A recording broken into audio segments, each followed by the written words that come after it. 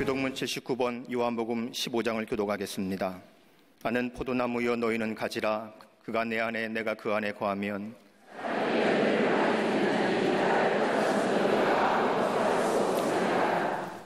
사람이 내 안에 거하지 아니하면 가지처럼 밖에 버려져 마르나니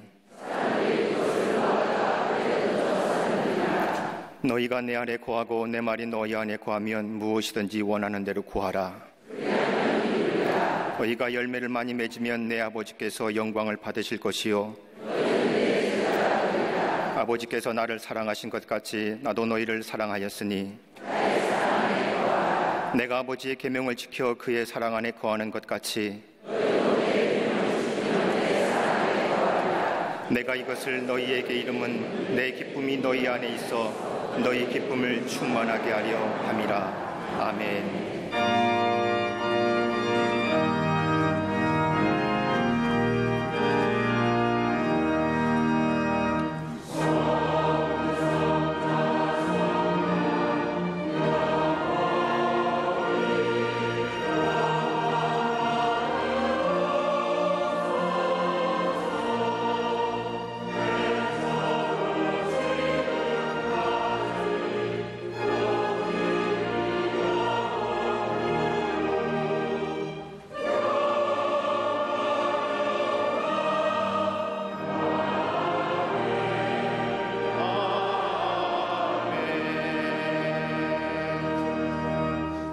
전능하사 천지를 만드신 하나님 아버지를 내가 믿사오며 그 외아들 우리 주 예수 그리스도를 믿사오니 이는 성령으로 잉태하사 동정녀 마리아에게 나시고 본디오 빌라도에게 고난을 받으사 십자가에 못 박혀 죽으시고 장사한 지 사흘 만에 죽은 자 가운데서 다시 살아나시며 하늘에 오르사 전능하신 하나님 우편에 앉아 계시다가 저리로서 산자와 죽은 자를 심판하러 오시리라. 성령을 믿사오며 거룩한 공회와 성도가 서로 교통하는 것과 죄를 사하여 주시는 것과 몸이 다시 사는 것과 영원히 사는 것을 믿사옵나이다. 아멘.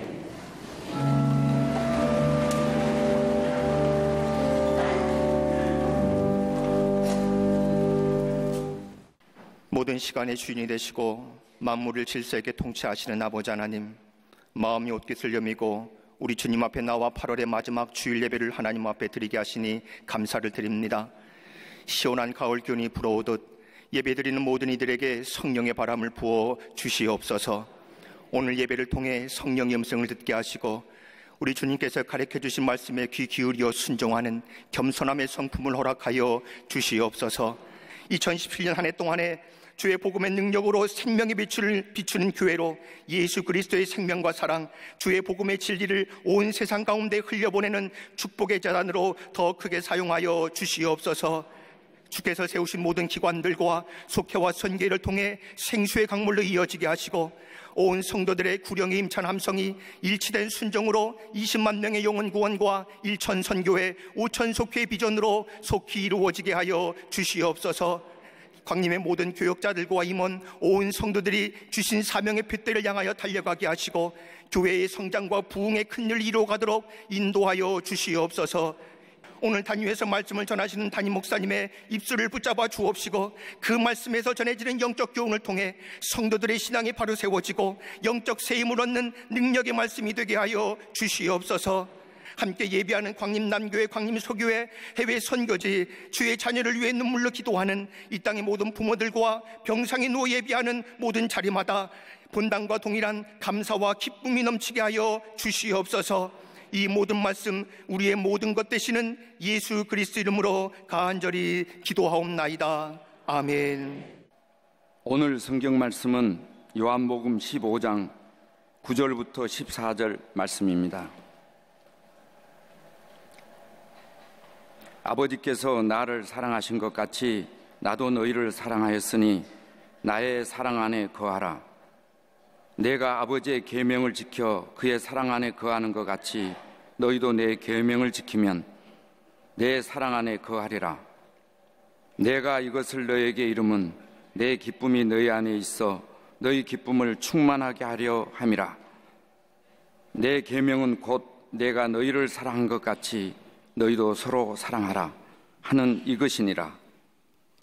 사람이 친구를 위하여 자기 목숨을 버리면 이보다 더 큰 사랑이 없나니 너희는 내가 명하는 대로 행하면 곧 나의 친구라. 아멘.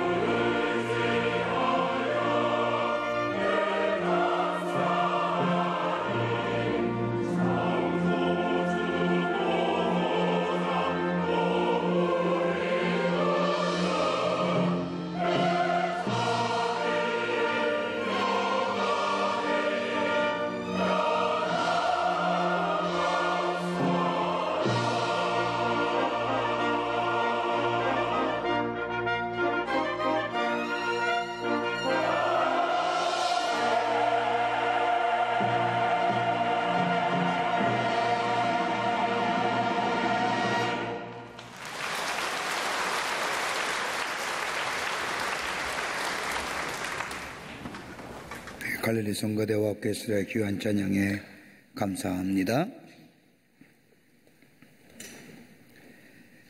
학자들에 의하면 모든 물체에는 나름의 냄새가 있다고 합니다.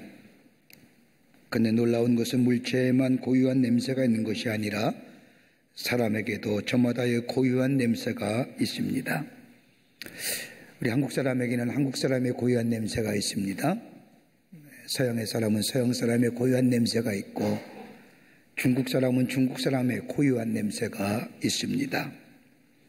그런데 더 무서운 것은 마음에서도 냄새가 난다는 겁니다. 착한 마음을 가졌을 때는 향기가 납니다. 그 냄새는 사람들에게 기분 좋게 하고 많은 사람들에게 생기를 주고 소망을 주고 화평을 주며 더 나아가 에너지를 줍니다. 그러나 마음이 약한 사람, 그런 사람 곁에 가면 괜시리 기분이 나쁘고 기분이 상하고 용기를 잃어버리게 되고 나중에는 화가 납니다. 성경에 기록된 예수님의 행적을 가만히 보면 예수님은 언제나 긍정의 마음, 밝음의 마음을 소유하셨던 것을 보게 됩니다. 어두운 사람이나 음침한 사람, 부정적인 사람에게는 사람이 별로 모이지 않습니다. 반대로 밝고 기쁜 사람에게는 주변에 사람이 많이 모이는 것처럼 우리 예수님도 복음서나 공간복음서의 행적들을 가만히 보면 언제나 예수님 가시는 곳에는 수많은 사람들이 예수님 주변에 몰려 있음을 보게 됩니다. 아이들도 마찬가지지요. 여러분, 아이들 기를 때 가만히 보면 어둡고 컴컴하고 무서운 데는 절대 아이들 가지 않습니다. 그런데 예수님 가만히 보면 예수님 주변에는 아이들이 참 많습니다. 그러게 예수님도 아이들이 내게 오는 것을 금하지 말라. 하나님의 나라는 저들의 것이라고 말씀하시며 아이들을 무척이나 사랑하셨던 것을 보게 됩니다. 그 이유가 무엇인가 가만히 보면 그 아이가 갖고 있는 밝은 마음, 깨끗한 마음이 예수님의 마음을 움직이게 하셨던 겁니다. 이렇게 볼 때에 우리 예수님의 마음은 언제나 밝은 마음이고 긍정의 마음이었습니다. 오늘 예수님께서 제자들과 함께 세리인 레위의 집에 초대를 받으셔 가셨습니다. 거기엔 이미 그 당시에 죄인이라고 불리는 많은 사람들이 함께 있었습니다. 그 부류의 사람들이라는 것이 아니라 일반의 사람들이 꺼려했던 사람들입니다. 예수님 당시 죄인이라고 불렸던 네 부류의 사람들이 있습니다. 하나는 뭐냐면 살인자고 몸을 파는 여인이며 세리며 배신자입니다. 이런 사람들은 사람들이 모이는 공적인 장소에서 공식적으로 출입이 안 되었던 사람입니다. 그런데 예수님이 저들과 함께 있는 겁니다. 저들과 함께 음식을 나누며 교제하는 겁니다. 이것을 발견한 바리새파 사람들이 예수님을 비난하고자 금식의 문제를 가지고 트집을 잡습니다. 저들의 이야기는 바리새파 사람이나 요한의 제자들 같이 경건하게 하나님 믿는 사람들은 절기를 따라 금식을 하고 지금도 금식 기간인데 예수님은 먹고 마시고 더군다나 죄인들과 함께 어울려 즐겁게 식사를 하니 어떻게 저러면서도 예수를 믿는 사람이냐라고 예수님에 대하여 비판합니다. 이러한 질문에 예수님은 혼인잔치의 비유를 통해서 저들에게 말씀합니다. 혼인잔치에 온 손님들이 신랑과 함께 있는 동안에 금식할 수 있겠느냐? 신랑을 자기 곁에 두고 있는 동안에는 금식할 수 없느니라 라고 말씀하시며 당시의 유대인의 관습을 통하여 예수님이 바로 신랑 되시고 그에 앉은 이들이 신부가 됨을 얘기하며 결혼식의 잔치차를 통하여 예수님은 저들의 비판을 비껴 가십니다. 이렇듯 우리 예수님은 모든 사람들이 기피하는 사람들과 사귀면서 몰래 사귀거나 눈치를 보거나 하지 않으셨습니다. 언제나 밝고 깨끗한 마음으로 저들과 함께 교제를 즐겼던 예수님, 그러기에 예수님의 생애에 어두운 그림자는 찾아볼 수가 없습니다. 그렇듯이 예수님이 계신 곳에는 언제나 기쁨이 있습니다. 예수님이 계신 곳에는 하나님의 말씀의 역사를 통하여 모든 사람이 절망의 자리에서 소망의 자리로 나옵니다. 예수님이 계신 곳에는 사람을 혼미케 하는 양의 역사가 물러갑니다. 예수님이 계신 자리에는 새로운 창조의 역사가 일어납니다. 그러기에 예수님 계신 곳에는 언제나 밝고 긍정의 에너지가 넘쳐남을 보게 됩니다. 요즘 우리가 향하는 참 안팎으로 보면 참 어려운 시기에 있는 것 같습니다. 나라도 참 어렵습니다. 아직도 저 북한에 있는 사람들은 우리나라를 호시탐탐 적화야역의 꿈을 꿈꾸고 있습니다. 경제는 어떻습니까? 사회적인 모습들은 어떠합니까? 우리 안에 갖고 있는 삶의 문제는 어떻습니까? 아마도 내가 가지고 있는 문제가 가장 큰 문제고 가장 어려운 문제일 겁니다. 가장 큰 숙제일 겁니다. 그러기 이런 것들이 우리의 마음을 어둡게 합니다. 부정적인 마음으로 삶의 에너지를 빼앗아가 버립니다. 어떻게 하면 이것을 넘어서서 새로운 하나님의 창조의 역사 속에 새로운 삶의 생명력을 가지고 살아갈 수 있을까요? 좀 밝았으면 좋겠는데, 예수님의 밝은 마음이 우리 가운데 있기를 원하는데, 오늘 본문의 말씀을 통해서 몇 가지로 함께 말씀을 나누며 은혜 받기를 원합니다. 첫째는 우리 예수님은 하나님의 뜻을 믿었습니다. 하나님은 선이시고 하나님 합력하여 선을 내시며 하나님이 종국적으로 피리어드를 찍는데 그것은 선이다라는 것을 믿으셨다는 겁니다. 여러분, 마가복음 2장 19절과 20절의 말씀을 보십시오. 요한의 제자들과 바리새인의 제자들은 금식하는데 어찌하여 당신의 제자들은 금식하지 아니합니까? 라고 하는 이 바리새파 사람들의 질문에 마가복음 2장 19절과 20절의 말씀을 보면 예수님이 이렇게 대답하십니다. 혼인집에 손님들의 신랑과 함께 있을 때는 금식할 수가 없나니 신랑이 빼앗긴 날에 이르리니 그날에는 금식할 것이니라. 다른 말로 말하면 말씀의 주인공 되시는 예수님이 여기 계시는데 기뻐할 따름이지, 너희가 금식할 때는 예수님께서 인류의 죄를 위하여 십자가에 못 박혀 죽으실 때에 그 예수님의 고난에 동참하기 위하여 그때에 금식하는, 때마다 절기마다 형식에 맞춰서 금식하는 것이 아니라 예수님의 고난에 동참하는 의미로서의 금식해야 한다는 거예요. 여러분, 금식이 뭡니까? 굶는 거 아닙니다. 자기의 육체적인 욕망을 끊는 겁니다. 그래서 우리의 마음을 감싸고 있는 흉악과 결박의 죄를 끊어버리는 겁니다. 그리고 자유케 하는 것이 금식에 모여 있습니다. 여러분, 예수님의 고난에 동참한다는 의미가 뭡니까? 십자가의 고난에 동참하는 겁니다. 여러분, 십자가가 무엇입니까? 나를 자유케 하는 겁니다. 내 모든 죄와 흉악과 결박에서 자유케 하는 것이 십자가입니다. 그렇게 금식은 바로 우리의 삶 속에 갖고 있는 영혼에 맡겼던 것들, 흉악과 결박을 끊어버리는 것이 금식입니다. 그리고 금식은 고난에 동참하는 겁니다. 너희가 금식할 때가 온다는 말씀은 다른 것이 아니라 예수님의 십자가의 구속의 사건을 말하는 겁니다. 예수님은 누구보다 하나님의 뜻을 분명히 알고 계셨습니다.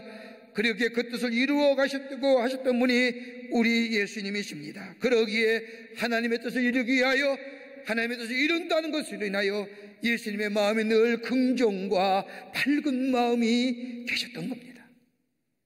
여러분, 그리스도인의 가장 큰 고민이 뭘까요? 예수 믿는 사람의 가장 큰 고민이 무엇이에요? 내가 지금 당하는 일과 내가 당하는 사건이 하나님의 뜻이 도대체 어디에 있을까라고. 하나님의 뜻이 도대체 무엇일까라는 거예요. 하나님 뜻만 안다고 한다면 내가 당하는 이 문제와 이 고난과 이 아픔을 얼마든지 이겨나갈 수 있을 텐데, 그런데 또 하나의 문제가 있습니다. 하나님의 뜻을 압니다. 하나님의 것을 통하여 우리에게 선을 이루심을 압니다. 합력하여 좋은 열매가 내게 맺어짐을 믿습니다. 그런데 그 다음에 뭘까요? 하나님 뜻을 아는데 그 뜻이 나의 삶의 뜻과 다른다고 한다면 내가 무엇을 결정할 것인가의 문제입니다. 당연히 하나님의 뜻을 따라야 되는데 내 마음은 그렇지가 않습니다. 나를 향한 하나님의 뜻과 내가 생각한 것과 전혀 다름을 발견하며 고민합니다. 하나님의 뜻을 따를 것인가, 아니면 내가 원하는 것을 이루어갈 것인가. 여러분, 야곱의 생애를 보십시오. 여러분, 야곱의 생애의 삶의 위기를 가져온 첫 번째 사건은 다른 것이 아니라 자신의 욕망과 욕심을 채우기 위해서 파죽한 것으로 형과 아버지를 속이고 장자의 축복권을 빼앗습니다. 수단과 방법을 가리지 아니하고 가족까지 희생시키면서 자신의 욕망과 뜻을 성취하려는 야곱의 간교한 모습, 이거 절대로 하나님의 방법이 아닙니다. 결국 이 사건을 통하여 야곱은 방랑객과 더불어 도망자의 신세가 되고 삼촌 라반의 집으로 도망갑니다. 형의 얼굴을 피해 달아나다가 야곱은 저 루스라고 하는 버려진 땅에서 처음으로 인격적으로 하나님을 만납니다. 그리고 베델에서 야곱은 하나님을 섬길 것과 앞으로 모든 수입의 10분의 1을 주님께 드릴 것을 약속합니다.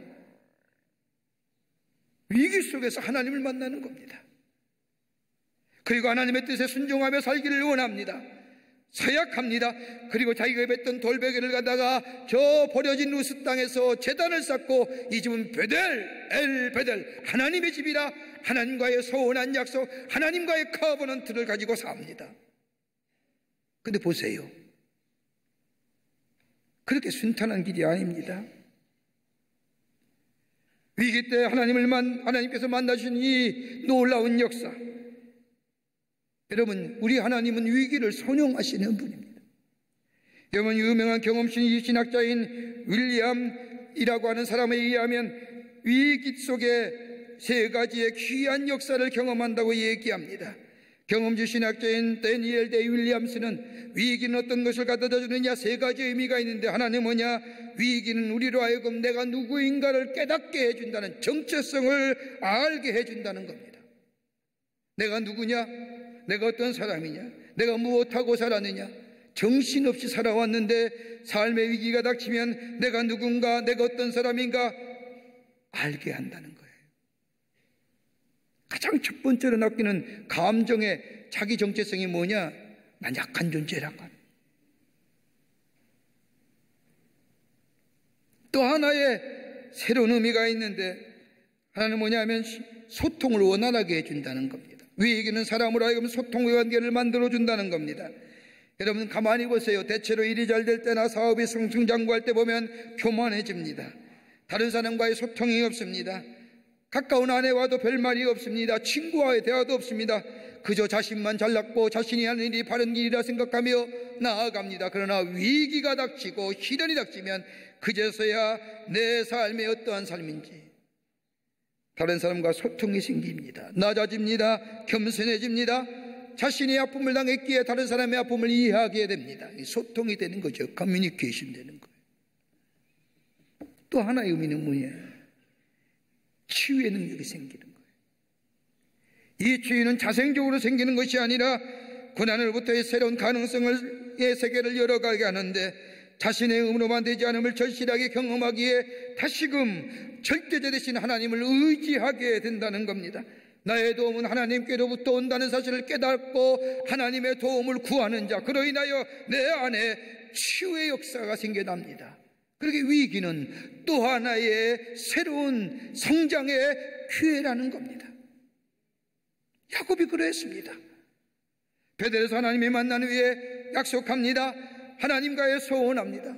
하나님이 말씀하신 대로 내 삶을 이끌면 내가 그렇게 약속한 대로 이행하겠습니다.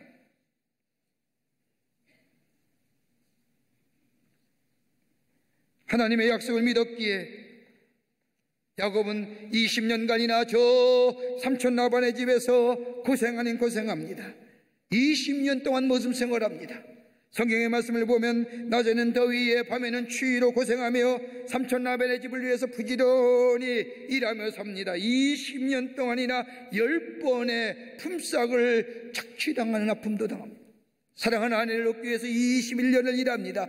그리고 떠나올 때에 이 야곱이 삼촌 라반에게 이렇게 얘기합니다. 당신으로 인해서 우리 집이 축복받았습니다. 당신으로 인해서. 야곱은 20년 동안이나 삼촌에게 이용당하면서도 미워하거나 비방하지 않습니다. 그를 섬기는 종의 자리에서 성실하게 살았습니다. 다름이 아닌 하나님의 약속의 성취가, 신실하신 하나님의 마지막 종결점은 선이란 사실, 저 베델에서 약속하신 것이 내게 이루어질 것임을 믿는 믿음의 모습에 서 있는 자에게,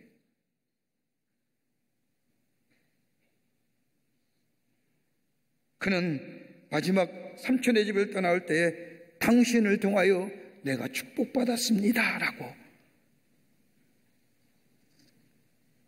환난이 환난으로 끝나는 것이 아니라 로마서 5장 8절의 말씀처럼 우리는 환난 중에도 불과 즐거워하니, 왜 즐거워해요? 마지막 종결점은 선을 이루시는 하나님이시기 때문에. 그러기에 환난을 통하여 우리는 인내할 수 있으며, 인내를 통하여 연단의 시간을 보낼 수 있으며, 연단은 우리를 소망으로 이끄는데, 그 소망은 우리 하나님은 합력하여 좋은 열매를 우리에게 허락해 주신다고 하는 이 믿음이 있기에, 나를 통하여 하나님이 이루시고자 하는 하나님의 뜻이 내 가운데 성취됨을 믿기에 우리는 뭐예요? 위기 속에서도 인내하며 연단 가운데서도 소망으로 사는 삶. 우리 예수님이 그러기에 밝은 마음이에요.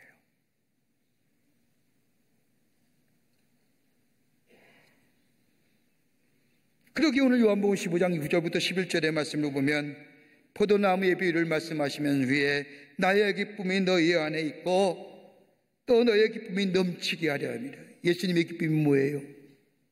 하나님의 뜻이 분명히 선하게 이루어짐을 믿기에 그 기쁨이 너희 안에 있고 그러면 뭐예요? 친구라는 거예요. 주님의 밝은 마음은 다른 것이 아니라 아무리 상황과 삶의 역동과 환경이 어렵다 할지라도 내가 믿는 하나님, 우리 하나님은 선을 이루시는 분이요 좋은 것을 우리에게 약속하신 대로 신실하게 이루어 주심을 믿는 그 하나님을 믿는 믿음이 있기에 환난 가운데서도 인내할 수 있고 인내를 연단할 수 있고 연단을 소망 가운데 우리의 삶을 이끌어가는 그러게 언제나 마음이 뭐예요? 밝은 마음인 거예요.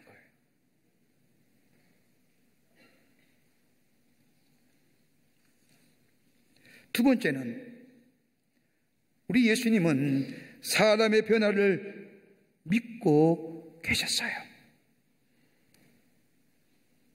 여러분, 사람처럼 변화하기 힘든 존재가 어디 있습니까? 사람이 변화할 수 있는 존재입니까? 여러분, 가만히 보세요. 우리 주변에 가만히 보면 사람이 변화된다는 거 그렇게 쉽지 않습니다. 근데 마가복음 2장에 나오는 말씀을 보십시오. 예수님과 함께 둘러앉은 사람들, 당시의 사람들은 소외받는 사람들입니다.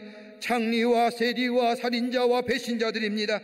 소외당하고 어려운 사람들에게 다가가신 예수님, 여러분, 세리와 장녀와 살인자, 저 배신자들, 사람들에게 소외당했을 뿐 아니라 저들은 많은 사람들에게 절대로 변화될 수 없는 죄인 중에 죄인이다 손가락질 받았던 사람. 근데 예수님은 다가가세요. 왜요?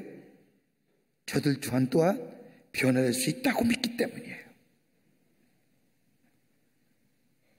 천국 시민의 가능성을 보셨다는 겁니다. 이들을 통하여 하나님 나라의 복음을 전파하신 우리 예수님, 그것은 다름이 아니라 저들 또한 하나님의 백성 될 수 있다는 겁니다. 다른 사람은 다 안 된다, 될 수 없다, 죄인 중에 죄인이다라고 손가락질하며 소외당하지만 우리 예수님은 뭐예요? 저들 또한 천국 백성이 될 수 있음을 얘기합니다. 여러분, 우리의 기독교의 복음은 그리스도 안에서 변화되지 못할 사람이 없다는 겁니다. 그러기에 기독교를 변화의 종교입니다. 여러분, 요한에슬레 목사님 말한 것처럼 우리 안에 선제적 은총인 은혜가 내 안에 임했기에 나를 새롭게 하고 그 변화된 선제적 은총이 내 속에 지속되기에 나를 성화시켜 놓고 나를 영원한 존재로 세우지 끊임없이 변화하는 복음의 역사예요. 저는 지난 주간에 대만에서 열리는 ALS라고 아시아 리더 서밋이라고 하는 회의에 이틀간 참석하고 왔습니다. 예전에는 아시아의 선교는 저 서구의 선교사에 의해서 선교됐지만 이제는 아시아 바이 에시안이라고 하는 주제, 아시아의 선교는 아시아가 담당하자는 그런 캐치를 프레이를 가지고 그 ALS 모임이 모입니다. 한 10나라의 아시아 나라가 모여서 같이 의논하는 가운데 각 나라마다 기도 제목을 내며 함께 중보하는 시간이 있었는데 대만에 있는 목사님 한 분 뚝 나오시더니 얘기합니다. 대만 교회를 위해서 기도해 주십시오. 대만의 인구가 2,800만입니다. 지금 현재 대만의 2,800 가운데 7%가 예수 믿습니다. 그 가운데 2020년에 우리 대만 기독교회는 우리 대만의 나라의 사람들을 10%를 예수 믿는 사람으로 만들 예정입니다. 그랬더니 모든 사람이 박수를 치며 같이 중보했습니다. 일본 목사님이 나오셔서 보고합니다. 여러분도 아시다시피 일본의 교회는 참 약합니다. 그래서 예를 듭니다. 여러분, 일본의 컨비니언스, 그러니까 편의점이 몇 개나 된 줄 아십니까? 무려 일본 열대 58,000개랍니다. 그러면서 교회는 몇 개인 줄 아십니까? 라고 묻습니다. 교회는 8,000개입니다. 교회가 세워져야 됩니다. 교회가 세워지기를 위해서 기도해 주십시오. 끝나고 나서 필리핀의 한 목사님이 나오셔서 얘기합니다. 우리 필리핀은 교회가 6만 개가 있습니다. 2020년에 우리 필리핀 교회는 필리핀 땅에 여러 섬에 12만 개의 교회를 세우는 게 목표입니다. 우와! 박수를 치며 환호하며 저들의 큰 목표에 같이 기도했습니다. 그러면서 공통적으로 하는 얘기가 있습니다. 교회가 세워져야 됩니다. 교회가 세워져 사람이 많이 모이느냐 적게 모이느냐 문제가 아니라 교회가 세워진 곳에서는 변화가 일어납니다 라는 거예요. 교회가 소망인 이유가 여기 있는 거예요. 많이 모이느냐 어떤 복음이 전해지는 게 아니라 교회라고 하는 건물이 세워져 십자가가 우뚝 설 때에 그 교회가 세워진 곳에는 변화의 역사가 일어났다는 겁니다.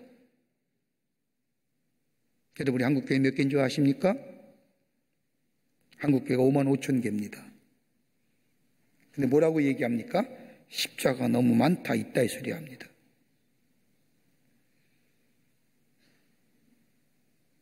십자가가 소망인데요.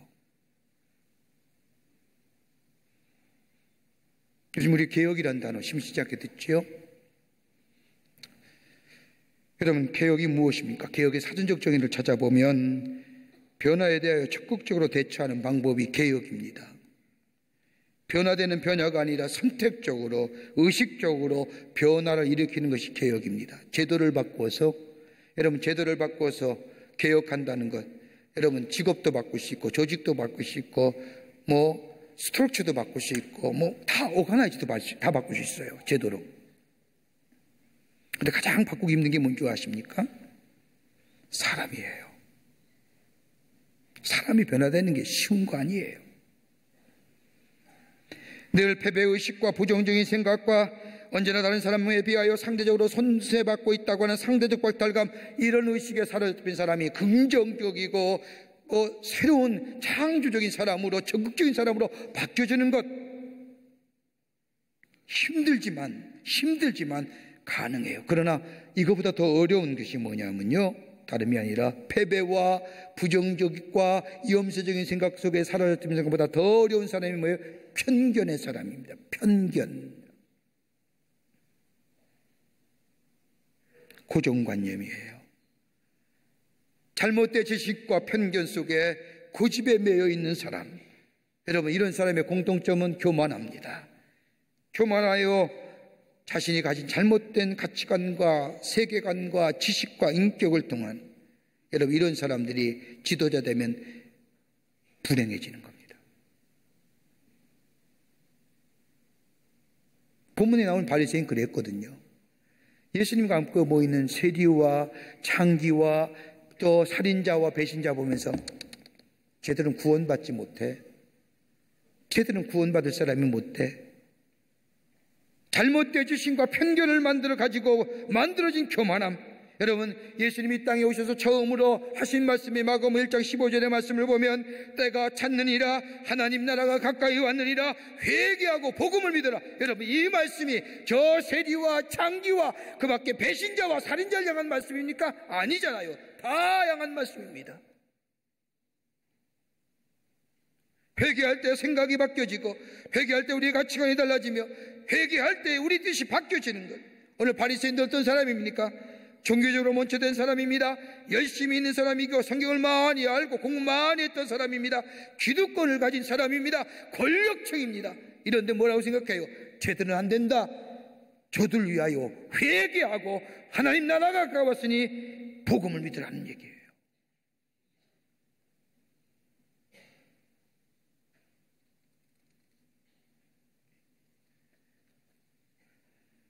우리 예수님은 사람 변화할 수 있는 거라고요. 변화할 수 있어요. 바뀌어질 수 있어요. 우리나라의 속담에 무슨 속담이 있습니까? 가랑비 옷 젖는다는 얘기 있죠? 가랑비 옷 젖는다는 얘기 있어요. 교회 예배당에 열심히 다녀보면 나도 모르게 변화돼요. 무슨 역사예요? 성령의 역사예요. 그러기에 예배 빠지지 말라는 거예요. 변화되길 원하세요? 예배 빠지지 마세요. 말씀이 안 들리세요? 말씀을 들어보세요. 귀가 트이는 순간 그 순간 내가 변화되는 거예요. 우리 예수님은 사람이 변화됐음을 믿었어요. 그러기 언제나 사람 볼 때마다 뭐예요? 아니다, 안 된다, 쟤는 안 된다, 이런 얘기야. 늘 긍정의 마음, 밝은 마음을 소유하셨다. 그럴 때 세상을 넘어서는 거예요. 편견과 그리고 부정적인 것과 염세적인 생각을 넘어서서 새로운 창조적 가치의 역사를 만들어가는 거예요. 그런 얘기하지 마세요. 안 된다, 된다 이런 얘기하는 거 아니에요. 쟤는 안 돼 이런 얘기는 아니에요. 불신앙이에요. 또 하나 있습니다. 하나님의 사랑 안에 거할 때에 소망이 넘침을 믿습니다. 사랑 안에 거할 때에 소망이 넘쳐요. 오늘 15장 9절의 말씀을 보십시오. 아버지께서 나를 사랑하신 것 같이 나도 너희를 사랑하였으니 나의 사랑 안에 거하라 말씀하신 예수님. 하나님 아버지의 사랑이 예수님의 공생 위에 사역 하나하나에 나타났음을 얘기하는 거예요. 여러분, 예수님께서 처음으로 요단강에서 세례 요한에게 세례를 받으실 때에 마가복음 1장 11절의 말씀을 보면 하늘에서 이런 소리가 나는데 하늘로서 소리가 나기를 너는 내 사랑하는 아들이라 내가 너를 기뻐하느니라. 사랑하는 아들이라는 거예요. 사랑하는 아들 보기만 하면 여러분 어떠세요? 기쁨이 있잖아요. 사랑하는 아들 보기만 하면 내 마음에 기쁨이 넘치잖아요. 변하지 아니하시는 하나님의 사랑이 예수님 안에 가득하기에 예수님이 세례 받으실 때에 공생에 시작하실 때에 예수님이 하나님이 그 모습을 보고 내가 기뻐하는 아들이라 내 사랑하는 아들이라 얘기하시다는 거예요. 변하지 않는 하나님의 사랑, 여러분 이것으로 인하여 정체감이 분명하셨습니다. 내가 누구이나 내가 어떤 사람이냐 다름이 아니라 나는 하나님의 사랑받는 아들이라는 겁니다. 여러분 우리 마음에 참된 기쁨과 더불어 밝은 마음을 가질 수 있는 다름이 아니라 내가 하나님의 자녀라고 하는 내 정체성과 나를 지금도 우리 하나님이 사랑하신다고 하는 사랑받는다고 하는 사실에 믿는 믿음이 있을 때에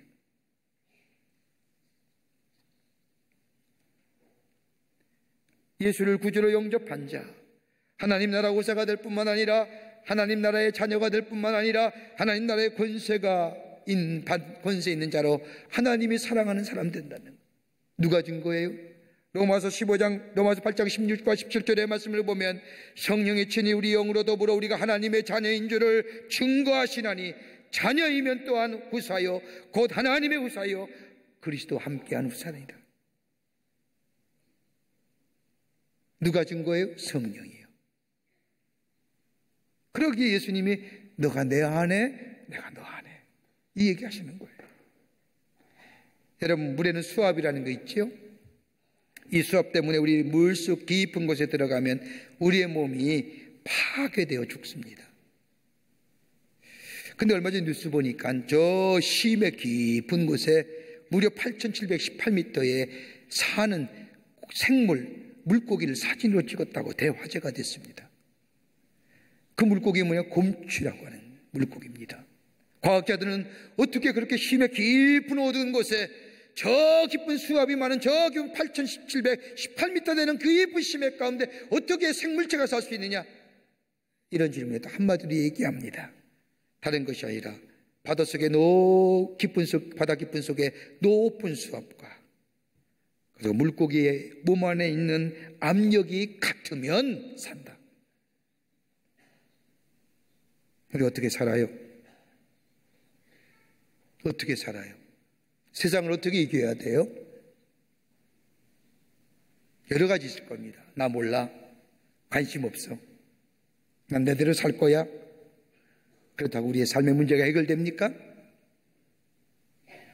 다름이 아니라 하나님의 사랑, 그 사랑이 내 안에 있고 내가 하나님의 사랑 안에 거하면 뭐예요? 똑같잖아요. 세상이 이기는 거예요.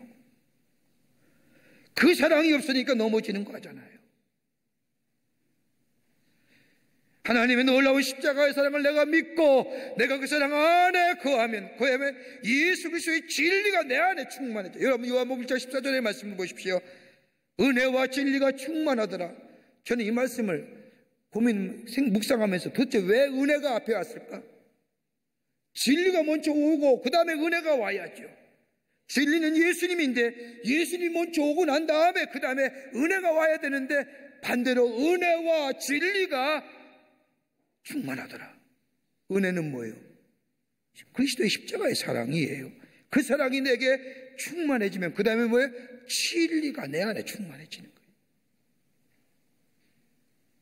하나님의 사랑이 내 안에 있고 그 사랑이 내 안에 넘쳐지면 내가 하나님의 사랑 안에 있다는 사실, 그러면 뭐예요? 아무리 우리의 삶의 정황이, 우리의 삶의 주변이 내 삶의 문제가 가장 무겁다 할지라도 이것을 뭐예요?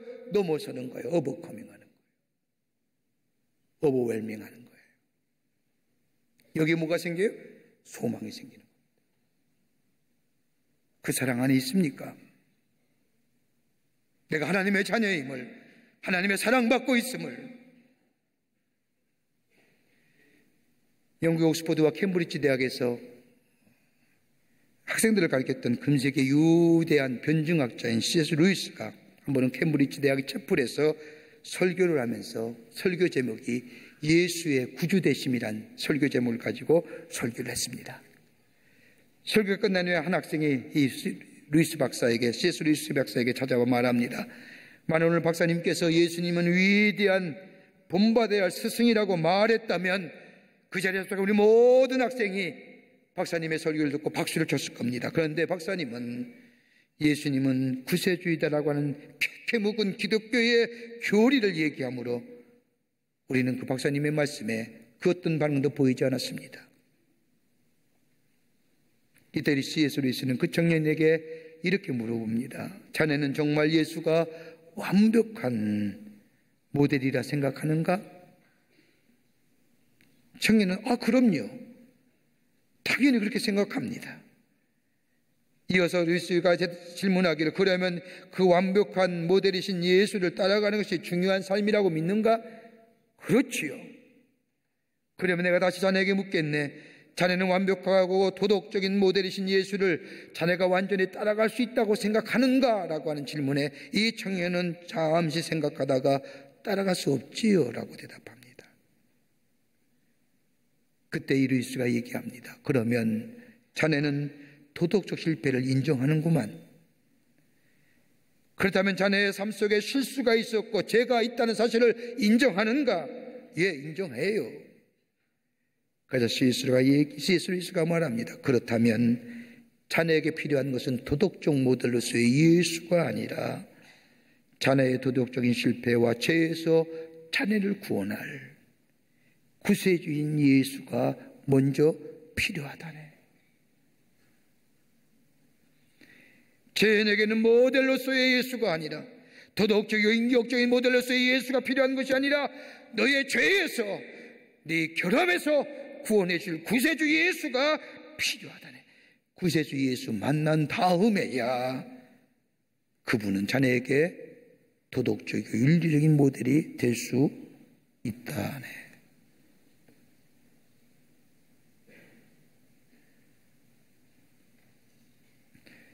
하나님 사랑 안에 거하는 게 문초예요.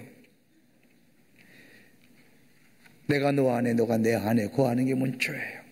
여기에 무슨 역사요? 밝은 마음이에요. 부정으로 염세로 세상을 바라보며 비판하는 것이 아니라 긍정의 마음이에요. 사람도 변화될 수 있음을 믿어요. 그 안에 소망이 있어요.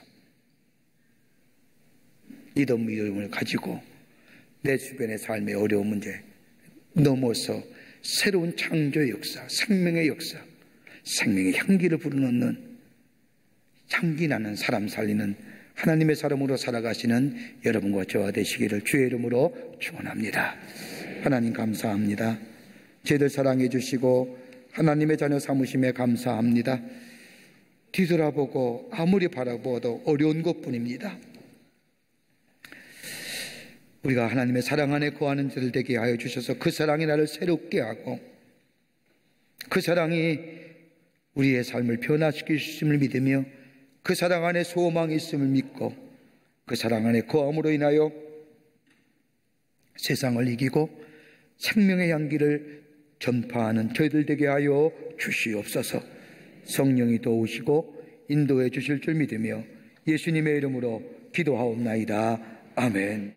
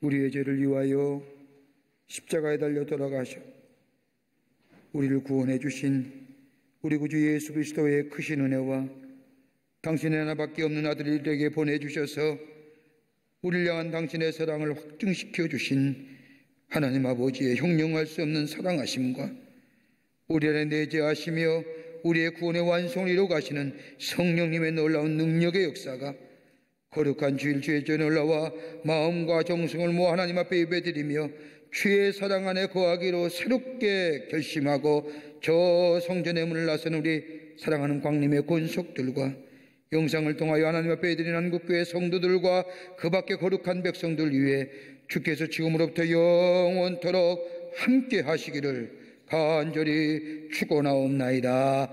아멘. 조신 하나님, 조신 하나님, 참으신 나의 하나님, 우리의